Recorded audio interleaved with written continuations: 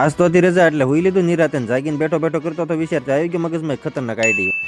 હુઈ ધેરાણા એટલે પેલા તો વિસળી નાખો પાટિયો પછી ભાગ્યા દુકાન બાજુ સીધા પોગી ગયા દુકાને આવીને લઈ લીધા વેફર ને કુરકુરિયા. ઘરે આવીને કરી લીધો પછી આ બધો સામાન ભેગો પછી એક ડીશમાં વેફર ને કુરકુરિયા ને બધું ઠેલવીને કર્યું ભેગું. જોજો હમણાં મસ્ત મજાની ભેળ બનાવતા શીખવો. પછી એમાં ટમેટો ડુંગળી સુધારી નાખી અને મીઠું મરસું ને એક પાવડું તેલ ઝીકી દીધું અને કરી નાખી એવી મસ્ત મજાની ભેળ તૈયાર. જોઈ લો આવી ગયું મોઢામાં પાણી. હાલો ફટાફટ નો ખાઈ હોય વૈયા હાલો.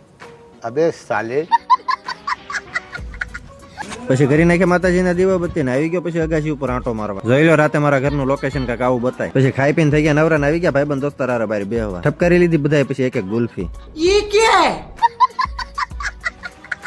બીજા દિવસે સવારે ભોળાનાથના મંદિરે દર્શન કરીને પગી ગયા હીરાના કારખાને. પછી લઈ લીધો શર્ટ પાસે ઉપર ને પગી ગયા લુગડાની દુકાને. ઠપકારી લીધા પછી આવા એક જોડી કપડા કમેન્ટ કરીને કયો તો કેવાક લાગે. જો આ ઠેલીમાં નામ લખ્યું ની દુકાનેથી આપણે કપડા લીધા ને થઈ ગયા પછી હવે ઘર બાજુ હાલતા. હાલો વ્લોગ ને લાઈક શેર ને સબસ્ક્રાઇબ બધું કરી નાખજો ને.